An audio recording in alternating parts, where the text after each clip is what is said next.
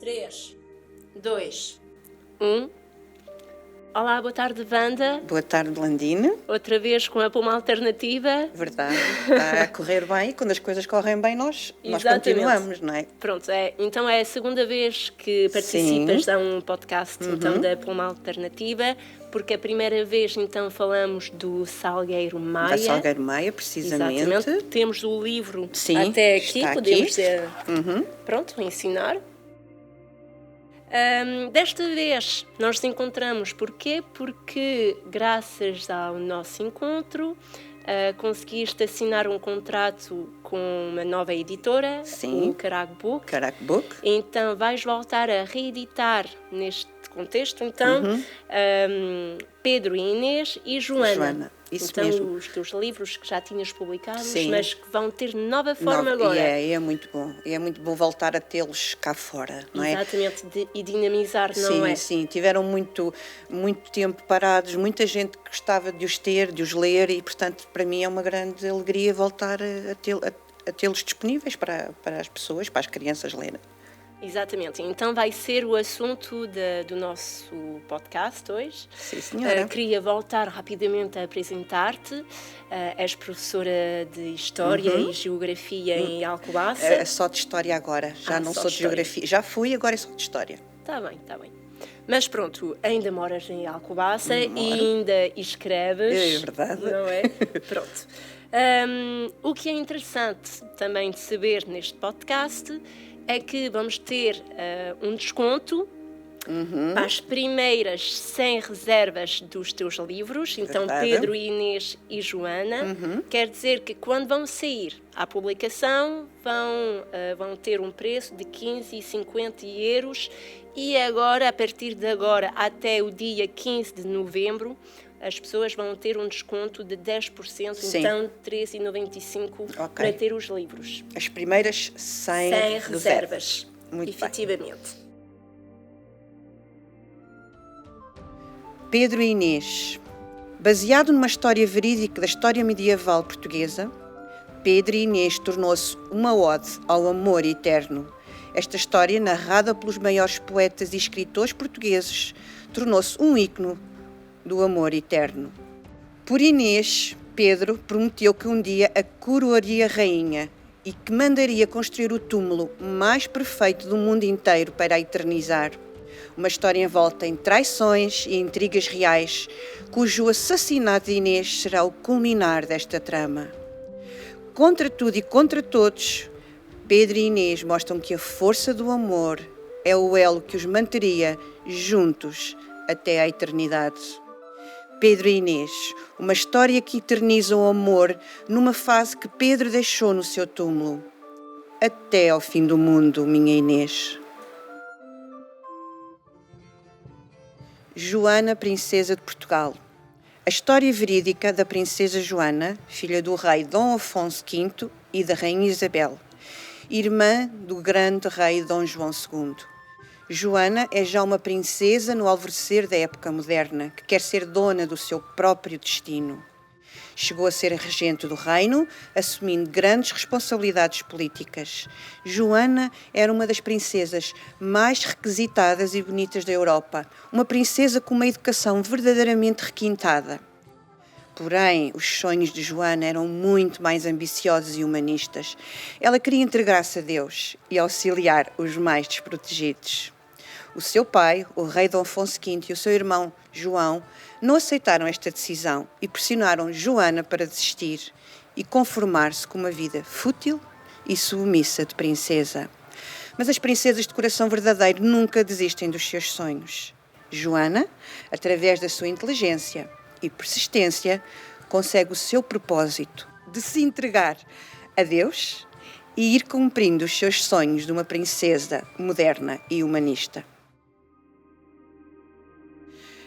Pronto, então se calhar irei começar pelo Pedro e Inês, e posso dizer que esta história já vem comigo desde há muitos anos, ou seja, vem desde a altura em que eu era pequenina e ia brincar para um mosteiro, porque o mosteiro nessa altura estava aberto, não existia mosteiro enquanto património nem enquanto museu, e nós brincávamos às escondidas no mosteiro, e portanto era ali que era a minha sala de brincar. E eu sempre tive um fascínio enorme por aqueles túmulos, e aquilo sempre me fez assim vibrar. A determinada altura eu vi uma peça sobre Pedro Inês, precisamente no mosteiro, e eu fiquei fascinada. Eu era garota, fiquei fascinada, e portanto o Pedro Inês para mim sempre foram algo que eu achei que faziam parte de mim, e que um dia, quando pudesse, os iria contar essa história aos mais novos. Pronto, e assim foi. Portanto, eu não posso dizer que tive isto a pensar a vida inteira na história do Pedro e da Inês, mas quando decidi que iria escrever para crianças, foi a primeira história que me ocorreu, foi a primeira história que eu achei que deveria escrever para os pequeninos.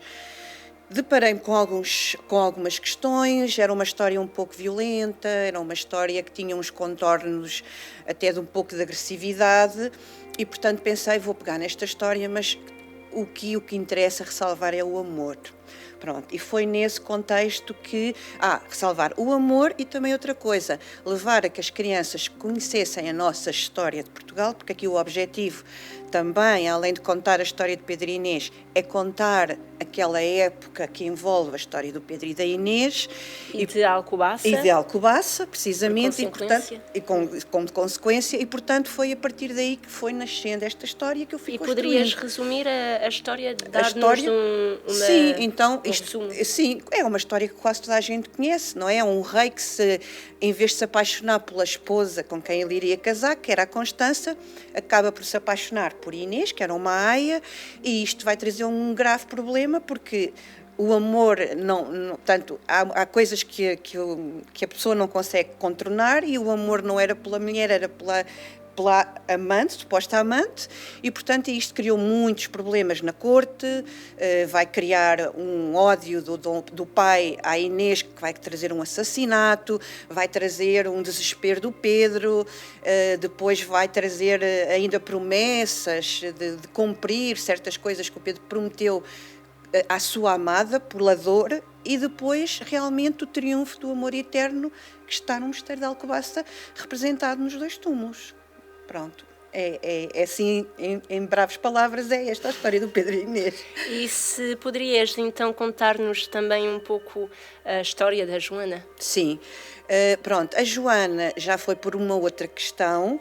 A Joana foi porque maior parte das vezes aquelas histórias daquelas princesas muito cor-de-rosas que só querem vestidos e roupas e que só pensam em coisas fúteis, e eu andei na história de Portugal à procura de uma princesa que tivesse outros objetivos de vida, que não só o ser princesa convencional. Por acaso descobri a Princesa Joana, não sei, talvez numa leitura, não me recordo, e fiquei apaixonada por esta mulher, já de ideias fortes e com grandes convicções, e então fui pegar nela precisamente por isso, por ser uma princesa não convencional, e precisamente porque não deixou nunca de perseguir os seus sonhos. É evidente que naquela altura, enquanto mulher, ela não poderia fazer grandes extravagâncias, ou casavam-se ou entregavam-se a Deus, e neste caso ela preferiu dedicar-se a Deus do que casar-se e ter aquela vidinha que ela não tinha propensão mesmo para aquilo. Vamos, mais além, vamos falar justamente das figuras femininas dentro das obras, que é uma coisa, muito marcante. Justamente vamos falar também do contexto histórico, vamos abordar também as ilustrações ao longo do vídeo. Falando do contexto histórico, quais seriam as diferenças entre as épocas? Se poderíamos pôr o contexto histórico das duas obras. Das duas obras. Pronto, o Pedro e Inês, estamos em plena ainda Idade Média, certo? Portanto, estamos ainda numa época mais do conservadorismo, ainda temos um rei que faz a justiça pelas suas próprias mãos. Portanto, ainda estamos numa fase em que a mulher também está muito sujeita às leis dos homens, estamos numa sociedade patriarcal, não é? E, portanto, isso tudo levava a que as mulheres... aliás, uma das coisas que acontecia era que as mulheres não se casavam com quem queriam, então, se fossem de origem nobre, casavam com quem os pais queriam e normalmente eram negócios do Estado. Portanto, não havia casamentos por amor. Portanto, logo aí, as mulheres estavam sujeitas a casarem-se e normalmente eram novas, casavam-se com homens muito mais velhos e tinham que se sujeitar a estas situações, o que não era agradável, não é? Portanto, nós vamos nos casar com uma pessoa que conhecemos na véspera. Aliás, porque estávamos na Idade Média, não é? Estávamos numa idade, sim, portanto, onde ainda tínhamos uma época ainda muito... Ainda não estávamos a começar a surgir algum alvoracer da Idade Moderna, mas ainda estávamos com muitos valores da Idade Média. Então, Pedro e Inês e a Joana são da mesma época? Não é? Não. Ou há muita diferença? Há diferenças, porque a Joana já nasce no século XV, já nasce no alvorecer da Idade Moderna e do Renascimento na Itália, portanto, já é completamente diferente. Sim. Portanto, já temos uma visão diferente, a abertura do mundo, já estamos numa época em que se parte para os descobrimentos. Exatamente. Em que a mulher pode também ter, se calhar, mais arejamento de espírito, porque a partir deste momento temos o antropocentrismo e parecendo que não, temos mais valor. E Portugal não tinha o mesmo poder também ao nível europeu? Sim. Não é? Portanto, são duas épocas diferentes, portanto, mais intrincado na Idade Média e outro já, então, no alvorecer da Idade Moderna, dos descobrimentos. Outros conhecimentos sim, também. já, portanto, já é, portanto, neste caso, penso que já haveriam mulheres até a começar a poder ter acesso a poder escrever, a poder começar a ter mais, a faltar a palavra, habilidades na parte da escrita, Claro.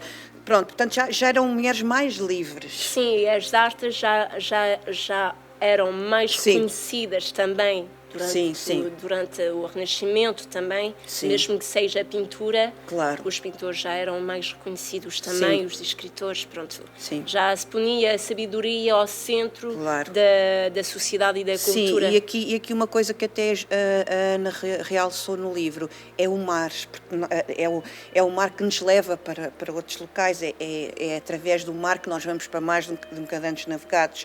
Portanto, o mar como uma fonte de novos conhecimentos. Estamos a falar da Ana Mateus, a ilustradora. Ana Mateus, sim. Ela Ana vai usar Mateus. o mar precisamente Pois. Nesse aspecto até de liberdade, já há mais liberdade, portanto isso também se reflete nas ilustrações. Falamos das ilustrações depois, se não te faz diferença. Não faz diferença. Que, pronto, tenho a minha lista também para seguir. Claro que sim, fazes bem. E justamente, mas é que há muitas coisas ao mesmo tempo para dizer e que são interessantes e importantes, porque justo agora estávamos a falar das figuras então femininas e é uma temática que queria mesmo abordar neste podcast, das figuras femininas e o peso do dever, quer dizer, são muitas submisas à autoridade do rei. Sim, são submissas, sim. Exatamente, gostaria que explicasses porquê. Em cada história. Em cada história. Pronto, então no caso do Pedro e da Inês temos, neste caso, começamos por ter a Constança, que era a futura esposa do Pedro, não é? Que seria a mulher com quem ele ia casar, que vem de Castela para um casamento com um príncipe que ela nunca tinha visto, portanto tem que se submeter à autoridade paterna e vem para um país diferente casar com uma pessoa com quem ela nunca tinha estado. Mas ela vem com a Inês. E vem com a Inês como aia. Portanto, a aia, perceberem uma coisa, a Inês não é de classe baixa, a Inês é nobre, os irmãos de Inês são extremamente poderosos e nesta altura as aias são meninas da nobreza, porque são meninas que acompanham a Inês princesa. de Castro, Inês de Castro, sim. Portanto, a Inês de Castro vem como aia, portanto, nesta altura, no fundo, as princesas precisam de alguma coisa que as entretenham, imagina, elas não têm, portanto, aquilo era um bocadinho entediante e, portanto, elas tinham as aias que estavam com elas, a conversar, portanto, que iam tendo a abordar. Nesta altura, a Inês, não sei se já poderia ler os seus livros, mas de certeza religiosos, E mesmo assim, da Joana, já sei que ela leria já mais livros. Já era mais culta. Já era mais culta, de certa forma, mas acabariam por, se calhar, ler livros da parte dos livros de religiosos, e era uma forma de se entreterem elas, as rainhas, com as suas aias. E também eram amigas e confidentes, que elas também precisavam dessa... Não é? Porque vêm ter com um homem que elas não sabem até que ponto... E isso acho que não mudou. Não é? Na nossa época, portanto, ainda precisamos das nossas amigas. Isso. Portanto, aqui neste caso, temos uma amiga que acabou por se apaixonar pelo marido, não é? É. Portanto, ou sobretudo, ele apaixonou-se pela Inês. E, portanto, ou seja, vamos ter uma relação em que duas amigas... estão envolvidas com o mesmo homem, não é? Portanto, isto na altura também era muito comum acontecer, portanto, era algo que tanto os homens terem amantes, portanto, filhos ilegítimos fora do casamento, não tanto elas, não tanto as mulheres, mas neste caso ela tinha como amante o rei. Só aqui uma coisa, neste caso ser amante do rei era um privilégio ainda. Portanto, ser a escolhida do rei, ela, em vez de ver isso como algo que fosse intrusivo, não, ele tinha a mulher, ela era a eleita e, portanto, tinha sido a escolhida, não é? Portanto, ainda essa visão de que... Mas o rei Dom Afonso IV, não é? Não estava de acordo com a união entre Pedro e Inês. Não, porque tinha receio que os irmãos de Inês... Então... se apoderassem do reino de Portugal, viessem uma conspiração, porque eles vinham de Castelo e poderiam se apoderar do reino de Portugal. Portanto, temos essa situação também que leva a que a corte não gostava de Inês. Aliás, o povo português não via Inês com bons olhos, porque também é tal coisa. Normalmente, o bode expiatório vai sempre para a mulher. Há muita aquela coisa de quando... acontece alguma coisa, a culpa é delas. É delas. Pronto. E então aqui, quem é que é amada fita? É Inês. Pronto. E durante muito tempo os filhos, por exemplo, dela não tiveram hipótese de regência. E até o rei vai pedir o assassino? Sim, vai pedir o assassinato dela, precisamente, não é? Portanto, da Inês. Claro que naquela altura temos que perceber que assassinar era o rei fazer a justiça era comum. Naquela altura o rei tem o poder da justiça. Claro. E tinha os três poderes. Tem os poderes todos juntos. E morrer pela morte da faca era a morte mais nobre. Se fosse enforcado já não era para pessoas da classe alta. Portanto, ela morreu com o fio da espada. Está bem. Em total ironia, podemos dizer que ela teve sorte, então? Não teve sorte nenhuma, coitada. Ou seja, a escolha da morte era como morriam as mulheres nobres na altura. Era com a espada. Está bem. E ao contrário, a Joana, ela era a filha do rei. Ela era filha do rei. Mas ela também sofreu da autoridade do seu pai. Sofreu porque ela era a filha primogênita, era a primeira filha. Se acontecesse alguma coisa ao irmão, que seria o futuro herdeiro, porque lá estamos mais uma vez filho homem, ela era filha mulher, mas em caso de acontecer alguma coisa ao irmão, ao João, que depois veio a ser o futuro Dom João II, ela poderia ter que ser herdeira. Então, ela tinha que se submeter a muitas dos pedidos do pai, às decisões do pai, precisamente porque tu podes vir a ser necessário ser a rainha de Portugal. Então, podes voltar a falar do objetivo da Joana, o seu objetivo de vida, e porquê ela não quis seguir princesa? É assim, naquela altura as mulheres só tinham duas saídas, ou casavam ou iam para freiras. Era impossível uma mulher sozinha sobreviver, não havia forma de sobreviver numa sociedade extremamente conservadora em que as mulheres, se não tivessem um homem a tomar conta de si, ou um primo ou um tio, não sobreviviam e eram mal vistas. Então o que é que acontece? A Joana não quer ser rainha, ela teve convites do príncipe da Inglaterra e da França, porque ela era uma mulher muito bonita, mas ela efetivamente queria dedicar-se a Deus no sentido de poder ajudar os outros. Eu acho que ela tinha essa vontade de ajudar os outros. Mas é verdade que dentro do livro, na história, escreves bem que Joana era uma verdadeira princesa. Sim. não só era uma princesa com o cabelo loiro e com diamantes Sim. e tudo, que era uma princesa de coração. De coração, sim.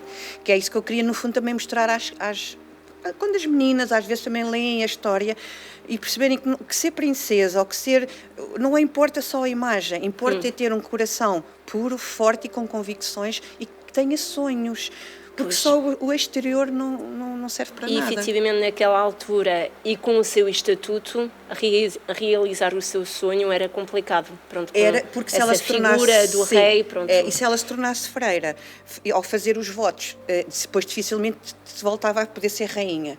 Portanto, que ela nunca fez os votos de freira, ela ficou noviça, mas nunca professou os votos porque precisamente acontecia alguma coisa ao irmão e ela poderia ter... Aliás, ela foi regente do reino. Ela chegou a ser regente. Portanto, uma mulher... Quando eles foram para a África, não é? Portanto, uma mulher ser regente, naquela altura, ficar uma mulher à frente de um governo, é uma grande... foi uma grande responsabilidade e, no fundo, uma confiança que se teve nela.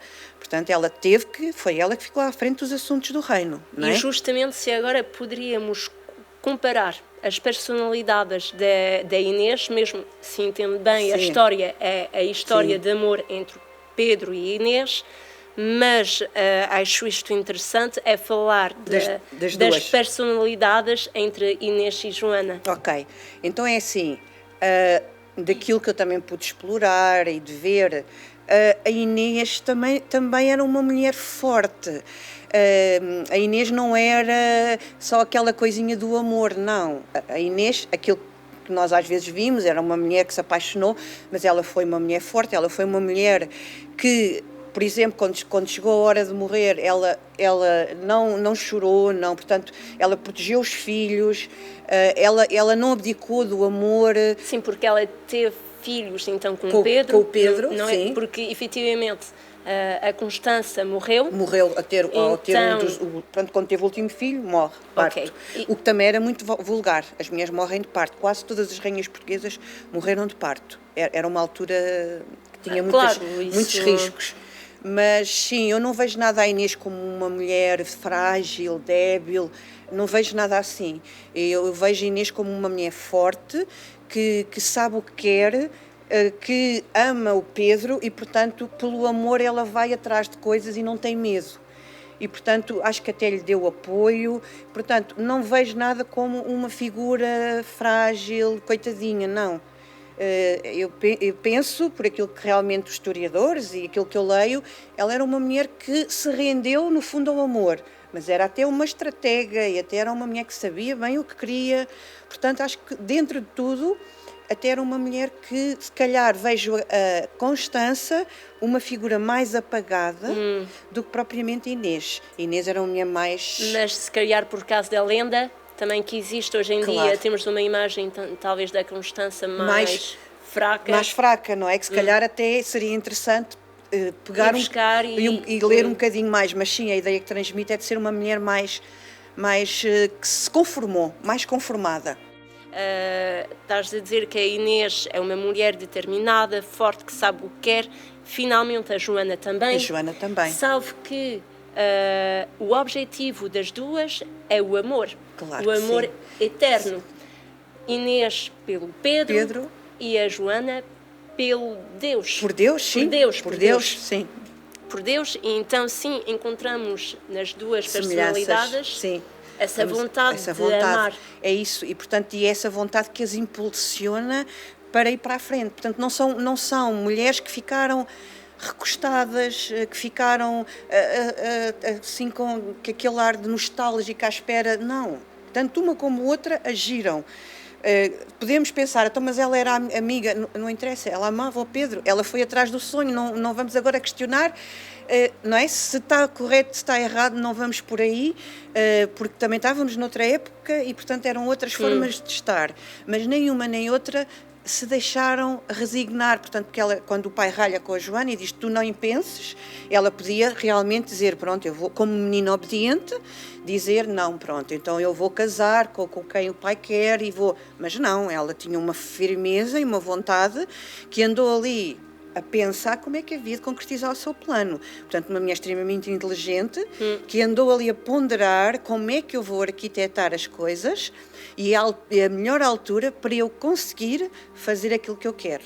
Portanto, não fez de impulso e não fez, eu faço isto por questões de birra ou de ser impetuosa, não, porque ela sabia firmemente o que é que queria. Não, efetivamente, aqui temos uma ligação muito forte nas duas histórias entre sonho divino, amor e inteligência. Inteligência, efetivamente. Efetivamente, no Pedro e Inês temos isso ainda mais presente porque há essa ideia de imortalidade através dos túmulos também. Sim, porque o Pedro, ao ter construído, ele prometeu que iria... Ele, no fundo, é assim, há quem diga que eles que se casaram às escondidas, mas para ele era a sua rainha e, portanto, ela tinha que ter uma dignidade de rainha. E daí, então, ele ter construído um túmulo para ela ser sepultada. Portanto, ela é trasladada de Coimbra para vir para este túmulo. E uma coisa que é interessantíssimo é que ela, quando a põe no túmulo, ele põe atrás dela um baldaquino, que é tipo, parece uma coroa castelo, parece um castelo, e só é colocado nas figuras divinas da nossa história. Portanto, a importância que ele dá à Inês não é uma mera rainha, não. E, aliás, a história que está em redor dos túmulos é a história do próprio Jesus Cristo. Sim, e não é? Então justamente porque já ouvi a tua história, pronto, a tua explicação sobre os braços do mosteiro, abraçar os amantas e tudo, e gostaria que explicasses de outra vez, porque é uma história muito gira. Eu acho que é uma história muito bonita, não é? E podemos falar também depois da identidade de Alcobaça. Pronto, então... O Pedro manda construir este túmulo, não é? Maravilhoso, em que ela está já com a dignidade de uma rainha, portanto ela tem uma estátua jacente, em que já tem a coroa, em que tem numa mão as luvas e no outro um colar de pérolas, portanto ele coloca ali com tudo o que é indício da rainha, que é, portanto não há dúvida que ela foi coroada rainha ali. E, portanto, tem ali o túmulo. Depois, quando ele realmente também chega a hora dele partir, ele vai fazer um túmulo para ele muito semelhante, onde também tem a estátua jacente dele, tudo isso. Mas o pormenor para mim mais requintado, mais bonito de tudo, é ele deixar uma mensagem de amor à sua Inês no seu túmulo, não é? Portanto, ele deixa lá em uma mensagem que foi decifrada pelo Vieira Natividade, que era um arqueólogo de Alcobaça, que ele lê como até ao fim do mundo. Portanto, eu acho que um homem que deixa isto à sua mulher tem que ser realmente ter uma verdadeira paixão e até uma admiração, porque amar também é admirar.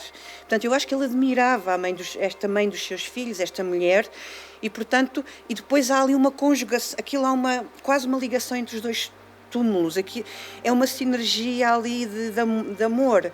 E depois a colocação nos dois braços do mosteiro, portanto no transepto do mosteiro, não é? Em que está um de um lado e um outro do outro, e que conta a lenda que no dia do juízo final, quando eles os dois se levantarem do túmulo, vão-se olhar frente a frente, dão as mãos e vão os dois olhos nos olhos até chegar ao céu, e é aí na eternidade que eles são realmente felizes.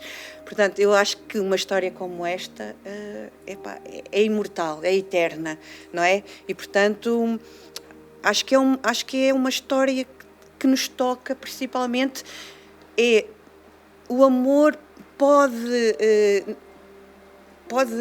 ser, não ser na vida física, podemos atingi-la na vida espiritual, mas é mais forte que tudo. É mais forte que tudo, contra justamente tudo e contra todos. Pode ser imortal. Pode ser imortal, é isso. E no final da história da Joana, há esta dimensão muito divina também, na tua maneira de escrever. Há uma forma assim muito mágica, fantasiosa. Pronto, não vou, porque é preciso ler o livro, mas pronto, há esta dimensão também de imortalidade. Sim, eu acho que é necessário haver esta imortalidade, até alguma espiritualidade, não é? Para percebermos que há aqui uma espiritualidade latente sempre. Então, porque nós somos de Alcobaça. Sim. E é muito importante falar desta forma de identidade como achas que a história, a lenda do Pedro e Inês ilustra, representa a identidade dos alcobacenses? Pronto, então é assim, nós somos a terra da paixão, não é? Portanto, logo a nossa identidade é a terra de paixão, portanto, uma terra onde o amor, onde o amor e os afetos devem prevalecer. E, portanto, eu acho que o Pedro e a Inês devem transmitir isso mesmo. Ou seja, é permitir que Alcobaça, através do amor, através dos afetos, através deste amor, no fundo, o amor, a paixão. Nós podemos ser a cidade do amor, a cidade dos afetos e sermos lembradas por isso. Portanto, é a cidade onde o amor pode ser comemorado, onde o amor pode ser, sei lá, podem-se brotar novas ideias de amor. Portanto, acho que pode ser um laboratório de amor. Pronto. Que giro. Adoro esta expressão. Um laboratório de amor. Vou guardar essa. Olha, vamos efetivamente acabar porque o tempo está a desfilar, mas gostaria de dar uma vista de olhos às ilustrações. Gostaria que falasses da Ana Mateus, que já faz várias vezes que trabalhas com ela, e pronto, ao menos prestar homenagem ao seu trabalho, que é muito importante. Sim, claro que sim. Ela fez as ilustrações, não temos os livros, estavas à procura. Não temos dos livros. Porquê? Porque ainda não são impressos.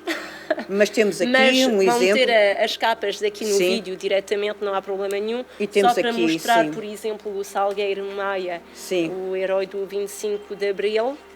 Também, pronto, as ilustrações são da Ana Mateus também. E aqui por exemplo, esta sobretudo a mais bonita, assim, esta com as armas e os cravos. Os cravos no 25 de Abril. Então, sim, falando da Ana. Pronto, olha, a Ana foi minha ex-aluna já há bastante tempo.